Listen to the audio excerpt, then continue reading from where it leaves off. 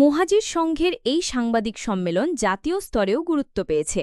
পশ্চিমবঙ্গে অনুপ্রবেশের প্রমাণ হিসেবে এই সাংবাদিক সম্মেলন বিভিন্ন জায়গায় নানাভাবে উল্লেখিত হচ্ছে। এরও শুরু আনন্দবাজারে।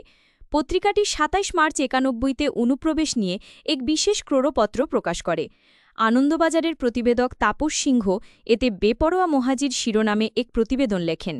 এতে মোহাজির সংঘের উপরে অনুসন্ধানী রিপোর্টে প্রমাণ করা হয় মোহাজির সংঘের অস্তিত্ব ও বক্তব্য সম্পূর্ণ সত্য। সংঘের প্রেসিডেন্ট রইসুদ্দিন বিশ্বাসের সঙ্গেও প্রতিবেদক মহাশয় মোলাকাত করেন।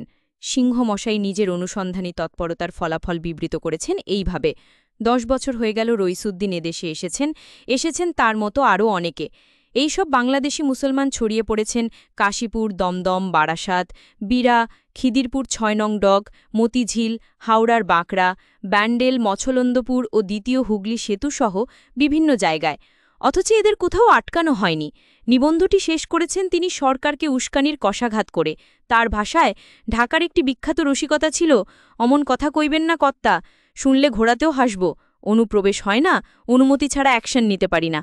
রাজ্যের স্বরাষ্ট্র দপ্তরের এসব কথাবার্তা শুনে সাধারণ মানুষও কি একই কথা বলবেন না?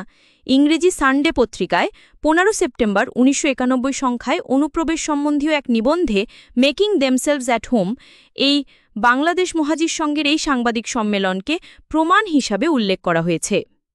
অনুপ্রবেশ নিয়ে অন্য একটি নিবন্ধ খাড়া করে শিরোনাম ৬০ লক্ষ বাংলাদেশি উদ্বাস্তু পশ্চিমবঙ্গের বাঙালিয়ানা বদলে দেবে।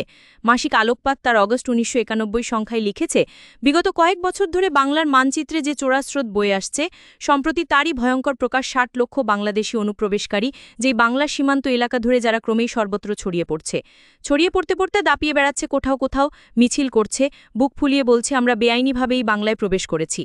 প্রকাশ্য রাস্তায় এমনকি কলকাতায় তারা স্লোগান দিতে দ্বিধা করছে না, আল্লাহু আকবার, বাংলাদেশ মোহাজির সংঘ জিন্দাবাদ। দাবি তুলছে আমাদের দায় দায়িত্ব নিতে হবে ভারত সরকারকে।